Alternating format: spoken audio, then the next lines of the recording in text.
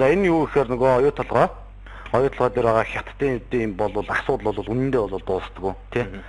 Тэгээд ер нь тэнд монголчууд ер нь байд юм уу гэдэг сэтгэл бол бас надад төрж байлаа. Тэгээд энэ бол тэнд ажиллаж байгаа хятадуудын зургийг бол өнөөдөр ерөнхийдөө бас захин мөрцөд нэлийн ярьлаа. За ингээ харсан ч ер нь монгол хүн байдгүй юм шиг байна. Нэрээ бас үний юм шиг байна. Монгол хүн байд юм уу? Мэдгүй одоо. Тэгээд авчил нуудаг л гэдэг юм билээ. Нуудаг гэдэг юм бол шалгалцчгаар тентгийн малчин залуучуудад сар 250 мянган төгрөг өгвөл дооцсон цагт бэлэн байж байгаараа гэл. Одоо зүгээрээ би. За ингээд оюутлаа дээр ажиллаж байгаа хүмүүсийн зургийг ингээд тавьсан. Ер нь бол монгол хүн алгаа энэ дөр нь бол дандаа л хятадууд байд юм байна, дүүрэн байд юм байна. Тэгээ өнөөдөр бол бас энэ мэдээлэл бол цаг цагийн сайт дээр бол тавигдсан байна. Бүтээн байгуулалтыг хийж байгаа. Тэгэл ингээд ийм зүйлийг хийж байгаа. Тэгээ ингээд харахаар өсвөл дандаа л монгол хүн баг монгол хүн бол байхгүй. Дандаа л хятадууд л хамтарсан гэл сууж байгаа. Тэгэл энэ дээр нэг ийм юм хийж ингээд харахаар царай энэ төр бол бас л дуудлах юм. Тэгэл ингээд эдгээр бол дандаа 90% нь монголчууд гэдэг байгаа шүү дээ.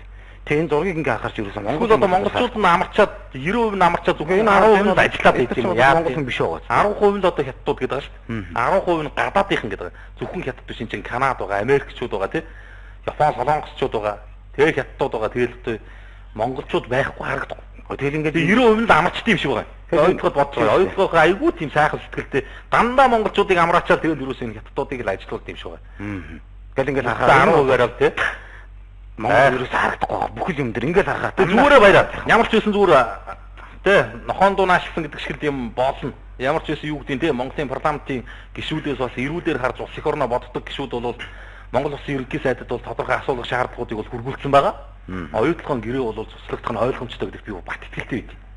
Энэ бол зүгээр цаг хугацааны асуудал байгаа. Түүнээс өнөөдөр маргаашуул гэдэг асуудал байгаа болохоос ер нь бол оюутлогын гэрээ бол бас задрах нь ойлгомжтой. Өдрөөс өдөрт хүний нүдний өмнө ил биш. Өдрөөс өдөрт ашиггүй алдагдaltaа гэдэг нь харагдаж штэ. Өдрөөс өдөрт ерөнхийдөө бол энэ бол монголчуудыг өрөнд оруулах юм байна гэдгийг нь батлагдаад явж штэ. Монголчуудад ямар ашиг наалцсан тий? Хүний хөгжлийн мөнгө, нөгөө оюутны 70,000 их орны хувь хишиг хүртээх мөнгө хаанаас орсон бүгд хятадаас. Хятадын буцалтгүй тусламж, хөнгөлттэй зээл, тэдэн сая юан тэгэл нэг юм сангийн сайдууд нь явж гууж ижил авчирдаг тийм. Иймэрхүү байдал бол нэг удахгүй засагдана байх гэж би итгэж байгаа.